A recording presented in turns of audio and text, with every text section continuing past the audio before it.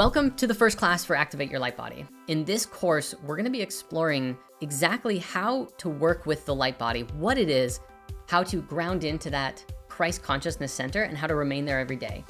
With these practices, this builds on the breath of life quite a bit, and it puts us in a position of really being able to live every day in place of anchored centeredness, truth, light, love, authenticity, to be able to handle better the challenges of life and really make life better across the board. One of the amazing things about this class and about this material is that it really helps you to connect deeper with your higher self and to magnetize yourself to the divine will within you, so that it's easier to let go of bad habits and patterns and step into an entire new reality. What generally happens when you go through this material is that in connecting to that higher self, you start finding new synchronicities, new opportunities that just happen naturally in your life as you evolve your consciousness and start working with yourself on these different dimensions. To start, let's read a quick passage from Lao Tzu in the Tao Te Ching. He says, "In preserving the spirit and the soul and keeping their unity, can you be unsplit and whole? In focusing your vital energy and becoming soft and tender, can you be like a newborn baby? In clarifying your mind from dark views and perceptions, can you become clear and immaculate?" So that's our goal for this course, is to become clear and immaculate, to be like a newborn baby, to return to innocence, returning to a state of inner unity above all things. So that, again, no matter what happens, even if really frustrating or challenging things happen in life, you find yourself clear and able to handle anything that happens and able to flow gracefully through the different challenges that arise. So here we are, phase one. We're gonna be talking a bit about our multidimensional nature. Welcome to a journey of awakening the light within you. Everything is light, everything is energy. Even matter is just simply condensed energy. And so as we go within and follow the chain back up to the light energy source, we have the capacity to become one with it. This is the value of meditation. This is the value of prayer. So many people are focused on the lower chakras, the lower aspects of life. These areas of, making money or finding relationships, being happy just by satisfying those lower centers, the pleasureful aspects of life. But the challenge is that as we do that and just focus on that dimension, we miss out on all of the glory of God that's available to us. Because everything is energy and everything exists as electromagnetic fields that are emanating and radiating around us and through us all the time, the more that we connect with that energy, which ultimately is light at its highest level, the more that we become embodiments of the divine. It's been said that there are actually 4 types of people. First, there is the human or the man. That's a regular person. Great, nothing wrong with that. The next level up is the genius, the one who uses creativity, who uses inspiration and divine will to create things in life and to bring that magic within them out into the world. The next one up the chain is the prophet. And the prophet is the one who actively can perceive the will of God, the intention and the energy, and speaks to that with levels of clarity and divinity and reflects the divine light, but doesn't necessarily embody it. They can shine it forth, they can speak about it, but they're not yet at the level of full embodiment. And then finally, we have the God man or the goddess or the God woman, the God person, who is the full embodiment of the avatar, the light of their soul. Ultimately, this is a journey that all of us can take to help us move up those levels and to move to a level where we are all fully embodying that light. Now, as a species, ultimately, we are going to get there, and we're getting there slowly but surely. However, that is a long, beautiful journey that humanity is taking as we cycle around the precession of the equinox and increase our vibration and our radiation of the light within. But we can accelerate that process. We can move it forward so that we ourselves become true way guides, true embodiments of the divine light, and bring that to the whole world. We end up then becoming instruments of ascension, not just for ourselves, but other people, the more divine light that we embody.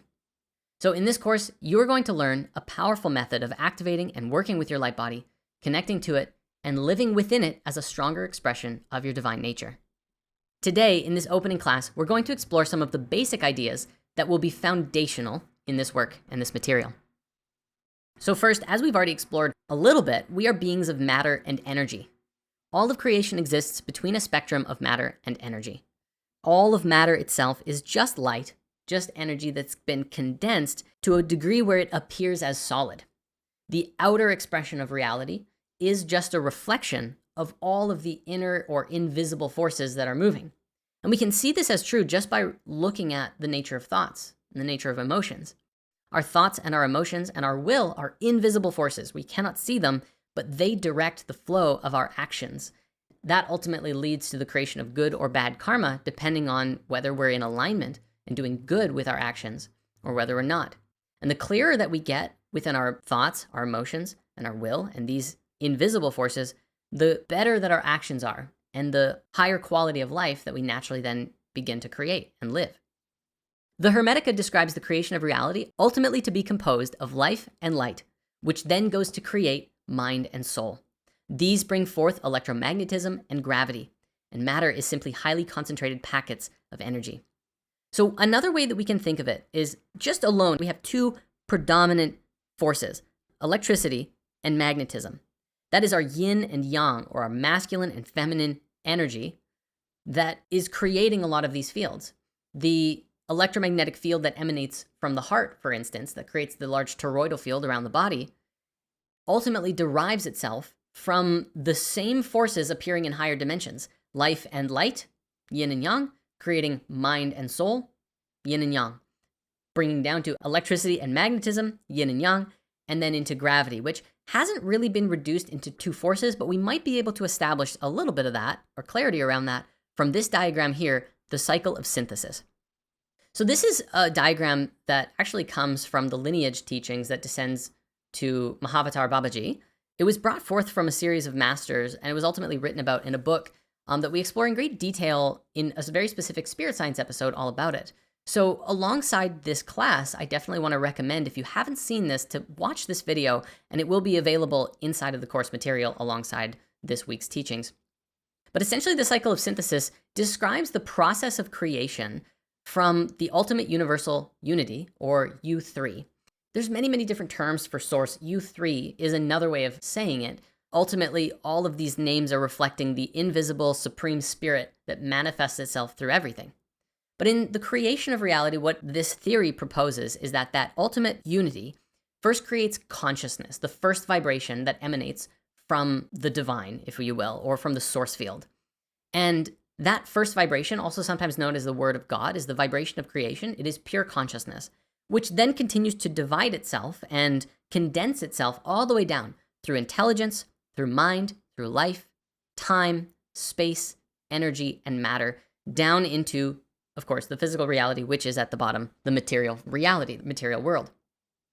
We can see in this cycle also the way that the different fields make sense or are produced is that first we have the spiritual field, the intello-conscious field, where consciousness and intelligence are the first and foremost forces that come into being.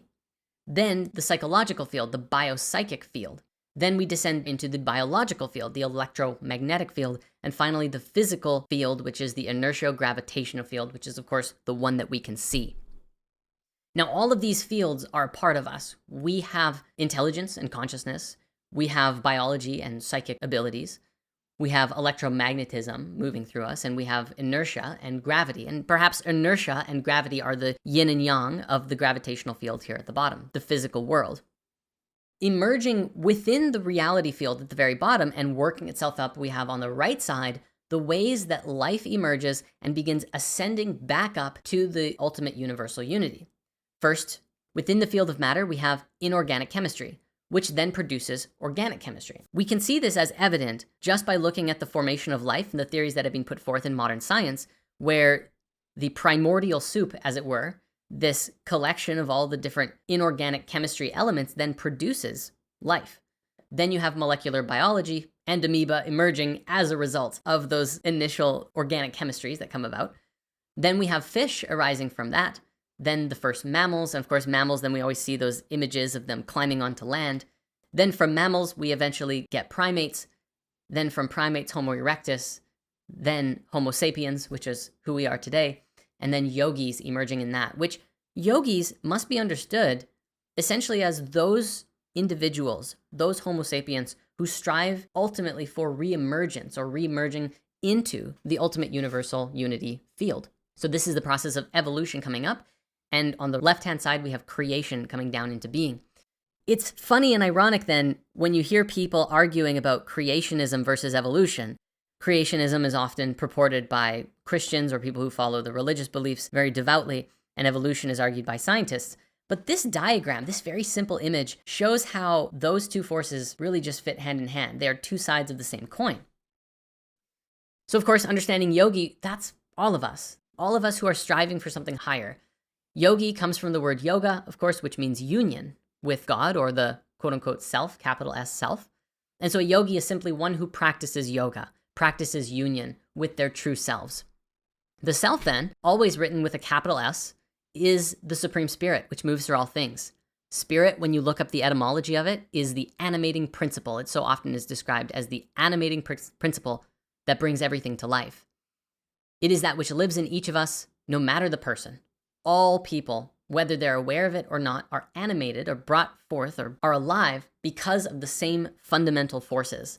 All of those forces that we looked at before, from intelligence and consciousness and mind and life, and even existing within time and space, these are all forces that are a part of us, no matter the person. This is a beautiful way of starting to identify that even if we feel separate and isolated, we are all intrinsically, inherently one at the end of the day. So the light body then is one such means of accessing that self. If we were to look at this picture one more time, we might see the light body as the coherent field that we all can access within us and around us that allows us to have the awareness of the full scope and spectrum of this field, of this reality. Another piece of this puzzle is our levels of consciousness. Most people don't even really consider that there are three. If you ask them, they might say there's the consciousness and the subconscious, but there's also the superconscious. Consciousness is essentially the aspect of awareness that deals with thoughts, decisions, and perceptions in real time. It's the active part of us that is responsible for thinking, reasoning, and interacting with the physical world, but often influenced by both the subconscious and the superconscious. We often take for granted how much the subconscious affects us in our day-to-day lives, but it's a real serious thing. It's a very real thing that our subconscious is often ruling the show. Our beliefs, subconscious patterns, and habits lead us to make decisions over and over and over again. And if we continue to believe the same things or think the same things, then our conscious mind never really gets out of the same thinking loop, and we live a life that's very, very similar with itself over and over, instead of creating pathways of transcendence through the challenges that we find ourselves in every single day.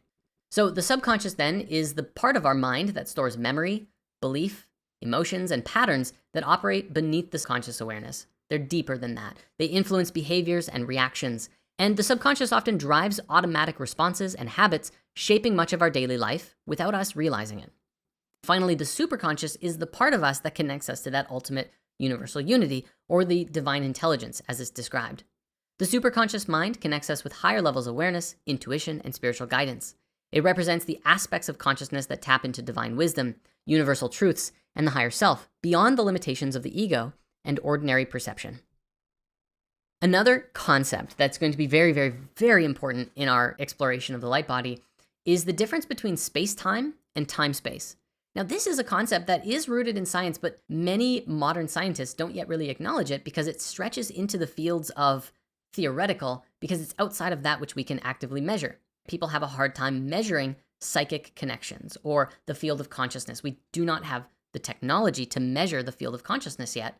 And it's been said that this is because consciousness is such a finely refined vibratory force or field that it simply can't be measured by gross material objects. So even if you had the finest of sensory data, you wouldn't be able to measure it. The only thing that can measure consciousness is consciousness itself, which is why our bodies are such powerful vehicles and instruments for the transformation of our minds and everything about us. From our consciousness itself, from that highest place, from the superconscious state, we can become anything that we want to.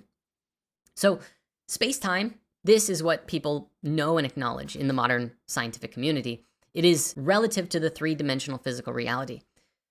The physical observable universe that we live in, where three dimensions of space, length, width, and height, are combined with one dimension of time.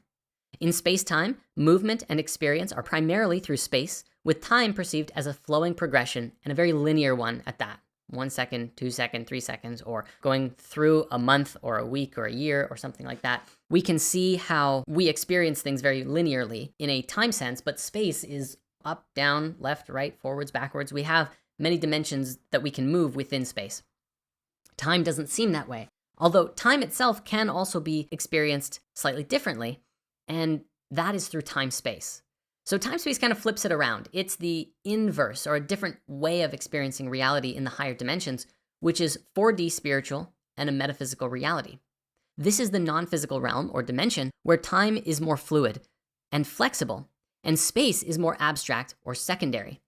In time-space, experience is primarily through time, allowing for greater access to past, present, and future without the strict linearity that we experience in space-time. It's often considered the realm of thought, energy, and consciousness, where beings can more easily access knowledge, transcend physical limitations, and experience events outside of the constraints of linear time. So this is very interesting, and it's a bit of a mind bender, but consider for a moment what it would look like if you could move through time in a similar way that we can move through space here. The concept of time-space is essentially one where it's inverse.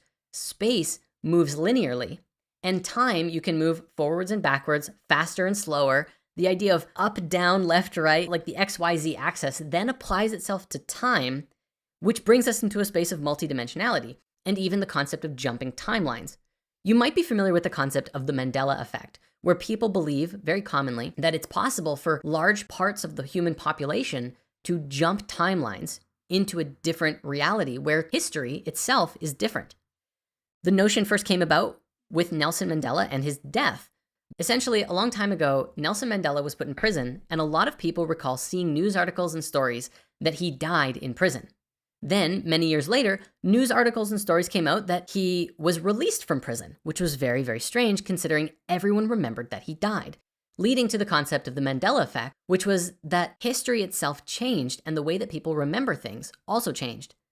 One common way that this shows up in our modern world is with things like Pikachu's tail in Pokemon. A lot of people remember that Pikachu's tail was black at the end and yellow at the base of his tail, and now it's the opposite of that. And everybody remembers it differently.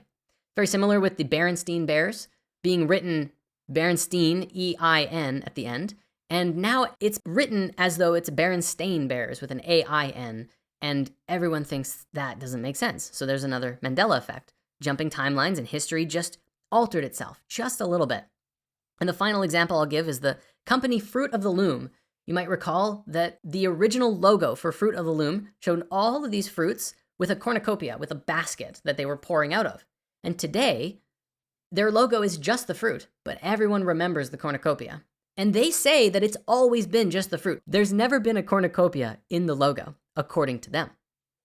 These are all examples of jumping timelines. And for us too, we can make those kinds of quantum leaps as we change our own frequency and shift into a reality where our own lives move in a different direction. So you can shift timelines just in the present moment by changing your own vibration, and your whole life changes, and you might even end up changing things about your past to create a different future. But we do this from the present moment and by shifting our awareness into time-space. This is another area where the light body comes in handy, because the light body, the Merkaba, is a vehicle to access higher dimensions of being. So if we return to the cycle of synthesis, you can see where time-space and space-time fit, which is the crossing point at the very middle, where it's the dotted line. Everything above the dotted line is time-space. Everything below the dotted line is space-time. This is the great challenge in modern quantum mechanics. We can only really measure up to the space-time field. We can measure space and time in the way that traditionally we can, but we have trouble measuring the life force, the mental force, the intelligent force, or the consciousness force. And as a result, time-space can only be accessed internally. And since scientists are so avid about measuring things and we don't have the technology to measure them, it ends up falling into a world where they say, well, that's just hokey pokey or woo woo, and they don't really give it the respect or credibility that it deserves. But that doesn't mean it's not real. In fact, one of the best ways of experiencing these higher dimensions is through psychedelics, at least for those who are unable or unwilling to put in the time to go into those dimensions from deep meditation. But as we're finding also by the work of, for instance, Dr. Joe Dispenza, we're seeing that large group meditations actually activates the gamma state, the brainwave state, which we'll talk about soon, and brings people into time space where they can restructure and reorganize their lives on a quantum or energetic level, leading to profound, massive changes, new synchronicities, healing in the body, big, big changes, really, really beautiful things that are happening.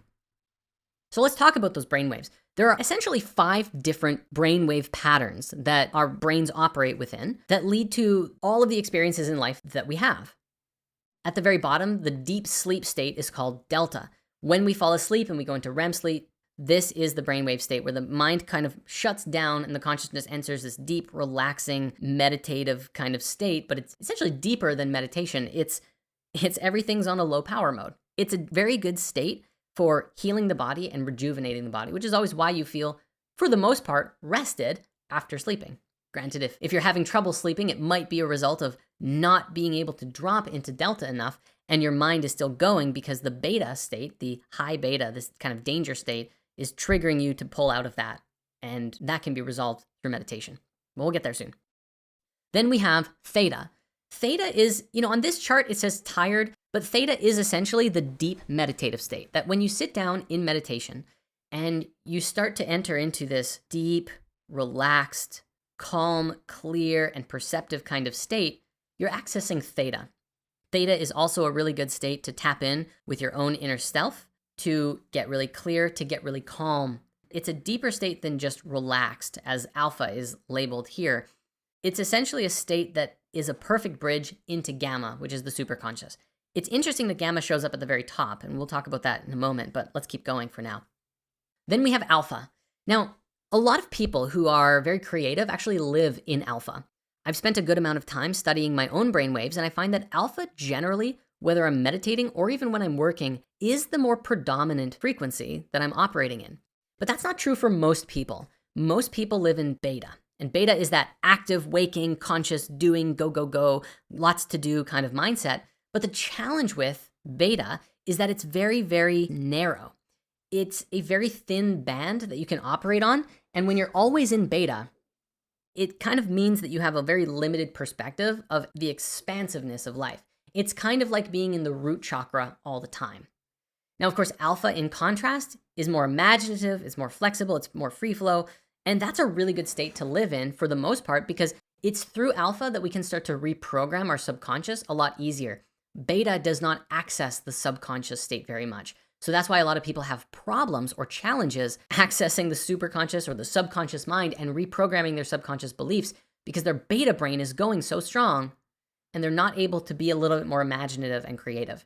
So a good goal for us is that just as we go throughout our days, as we practice coherence of the heart and the mind, we want to be in a little bit more relaxed, free flow state. If we ever find ourselves getting really tense, we're probably stimulating a lot of beta brainwaves, and we want to be able to breathe and relax and calm down, because then we'll shift into alpha, where we have a lot more creative power in reprogramming our subconscious thoughts and habits. Then finally at the top, gamma. Now gamma is very interesting because gamma is accessed through alpha and through theta. It probably can be accessed through delta too, but delta is generally more so taking place when we're sleeping. And so it's not necessarily a state that we're going to be accessing a lot, but we can still bring it up as we enter into a super deep relaxed state. Again, with certain psychedelics or substances, we might be stimulating these different brainwaves more than others.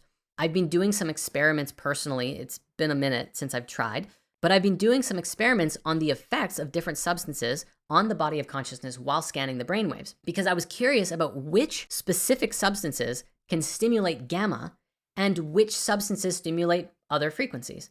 For instance, I have found that with pure DMT itself, either 5-MeO or NN, that the gamma brainwave state is far more easily accessible in a more consistent way than, say, with something like ketamine, where alpha and theta become more predominant. So there are certain substances that can trigger different states, and it also depends on what you're doing. If you take a substance and you sit down in meditation, you're far more likely to enter into gamma or even theta than you are if you took something and then played a game of basketball or went for a walk in nature, where, say, alpha might be a little bit more predominant. Again, relative to the light body and getting really anchored into that energetic field around us and creating the field at all helps to stimulate the gamma brainwave a lot more so that we can access it and let the spirit rewrite all of the inner programming. Kind of continuing in this, let's talk a little bit more about the light body and the superconscious. So the light body is often seen as an energetic or spiritual vehicle that bridges the physical self with the higher dimensions of the consciousness. It could also be said to be the stepping fully into the astral body and even accessing the causal body of the energetic field of us. Later on in this course, we are going to look at those different bodies, the astral body, the physical body, and the causal body. But the light body is essentially the bridge between all of them. That as the light body is strong, then we have more clear access to our astral body, which is essentially where we're living from. It is the place, the animating principal force within us that brings the physical body to life. This is reflected also in the tree of life, where the second lowest sphere is called Yesod. It is essentially the astral body that brings action to the material. The material world is just inert substance, but it's brought to life by the higher frequencies. So when activated through meditation, breath work, or spiritual practices, the light body facilitates access to these higher states of awareness beyond the physical mind. And of course, the gamma brainwave frequency, between 30 and 100 hertz, are associated with heightened perception, spiritual experiences, and superconscious awareness. So these frequencies are linked to profound moments of insight, deep meditation, and connection with the higher self or universal consciousness. This is, in essence, why we are doing this work at all. It's because we want to access the superconscious. We want to access higher states of ourselves in order to bring that more fully into the material world and live as the avatar of our own higher selves. So this work is going to make it easy to do that once we have the light body activated.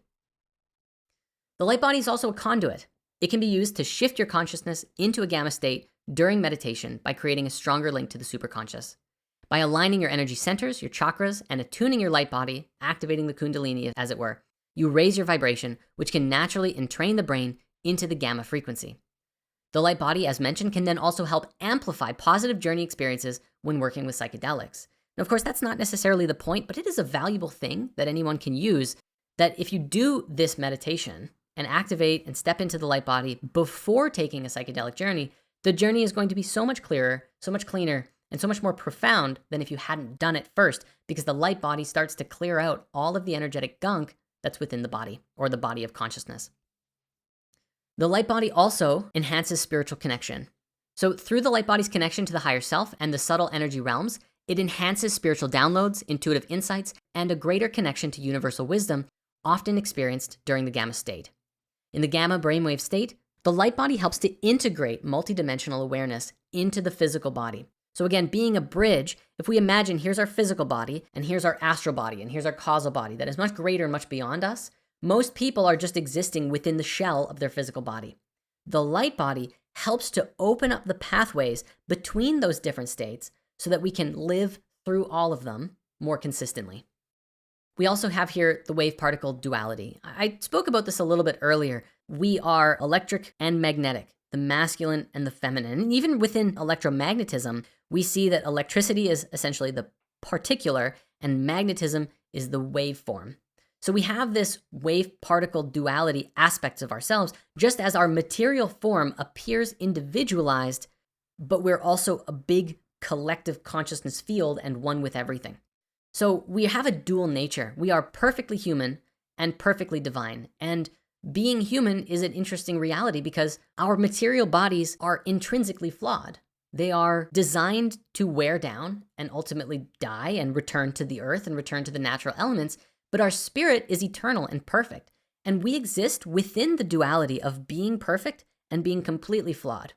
And it's for us to raise the material closer and closer to that perfect individualized soul and ultimately the impermeable spirit that exists through all things. And as we raise our physical body, the energy of our body to become more energy and less matter, we naturally begin magnetizing ourselves to the things in life that we really, really want to. And our ability to manifest, to create new things happens so much easier. Even the very simple act of consistently meditating every single day starts to change this process or starts to affect this process, and we move more from matter into energy. So as mentioned here, we are individualized yet one with everything, human and divine, or mortal and divine. And finally, we have this concept here of the knower and the field, which is a concept that comes from the Bhagavad Gita and Lord Krishna. And Krishna explains that the knower is the consciousness within the body temple, and the field is the energy of the body and the physical body itself. So in that, you can see we even have this individualized experience of the wave particle duality just within our consciousness itself, is that you have access to the Supreme Spirit through your own consciousness. And then the wave or the field of your body is just a field that you're playing in the same way that a player of a sport exists within the field, which has all the rules of the game. You know, if you're playing soccer, you don't use your hands. There's rules of how the game works. If you're playing football, you're not going to be kicking the ball around like you would in soccer. It's a different paradigm. The experience of life then is a little bit of a dance because there are rules within which the field of reality operates. There are cosmic laws that structure the formation of reality and our very existence.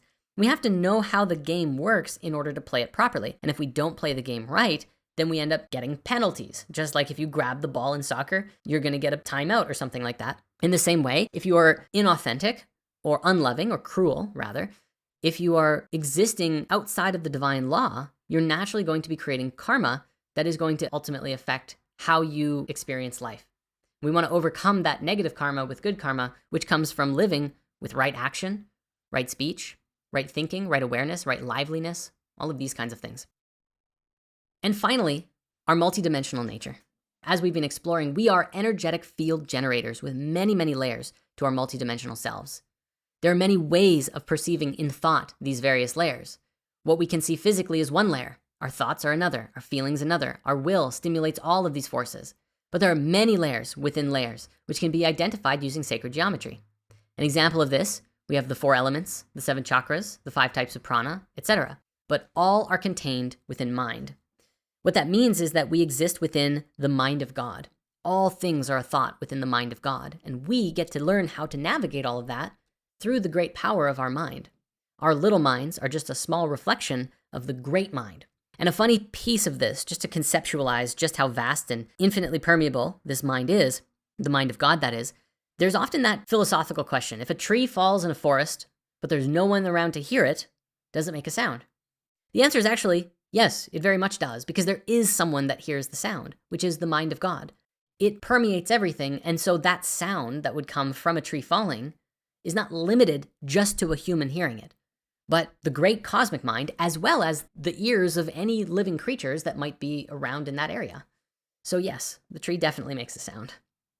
Over this journey, we will not only explore these layers in mind, but also develop the means to unify them with coherence around a central axis, inviting us to stronger connection with the higher self and right living. That essentially brings us to a conclusion to the material of our first class. We have a few closing practices here that you can explore between now and our next class. First is a daily meditation to access the superconscious. I want to invite you to set aside 15 to 20 minutes each day to enter a deep meditative state, focusing on calming the mind and body to reach higher states of consciousness. See, you can do this just on your own without the light body practice, but the light body makes it easier. Still, nevertheless, the more that we practice meditation, the easier learning the light body later is going to be. So simply enter into a meditation and visualize your light body as a radiant field of energy surrounding your physical form. As you breathe deeply, imagine this light expanding and brightening, connecting with higher dimensions of consciousness. Focus on accessing the superconscious by aligning your attention with the gamma brainwave state. You can achieve this by repeating affirmations like, I am in tune with the higher realms of consciousness, or using visualizations that represent your connection to universal intelligence. As a subtle thing I want to add here that's not on the slide, I also definitely recommend, even once you do the repeated affirmations, then do your best to sink into that deep, calm, no space, no time, no form, no body state. This is, of course, very common in Joe Dispenza's teachings and many others, but you want to step out of or relax out of even identifying with your form. Just lose all sensory awareness of everything, and you'll naturally enter into that quantum field state where you have access to everything. You might even find these waves hitting you. In fact, this was something that I noticed when I was doing a lot of the brainwave scanning with the Muse headset, that while I was sitting in meditation, after 20 or 30 minutes or so, oftentimes I would have this experience where my whole mind would just go whoosh, like I would feel almost a pressure move through, or a wave move through my mind from the front to back. And I would sometimes see these light visuals cross over my awareness. It was a very cool sensory experience in my mind. But then later on, when I would look at the meditation in the Muse brainwave headset, I would see gamma spiked at exactly that stage. So just from meditation alone, we can cause the gamma brainwave to spike, and that's what we want. We want more of that. So the goal of this practice is to strengthen your connection to the superconscious by activating your light body, or beginning the process of tuning into it, helping you attune to higher frequencies and dimensions beyond the physical world. Our second closing practice is a journaling one on time-space and space-time awareness. just take 15 minutes or so to reflect on how you perceive reality through both the space-time, physical, and time-space, energetic dimensions. Write about moments where you noticed shifts in time perception, such as feeling like time slowed down or sped up, and explore what could have caused the shift in awareness. Set an intention to be mindful of these experiences throughout the day, tuning into your light body's subtle energy to perceive how it interacts with the time-space dimension. The goal of this practice is to enhance your awareness of multidimensional reality, allowing you to consciously move between space-time and time-space perceptions and develop a deeper connection with your light body. Again, just by thinking about the paradox of time-space, how exactly could space exist in a X, Y, and Z axis framework? It's kind of baffling. You have time can move forwards, it can move backwards, it can move faster, and it can move slower, and then it can move into parallel realities in either direction. So how exactly could we have an experience of time-space? How does that make sense? And the more that we think about it, the easier it is for us to wrap our heads around it, the more it makes sense when we start to access time-space and utilize it in our regular daily lives. And so with that, we bring our class today to a close. Of course, this is only the beginning and to be continued. Thank you very much for watching.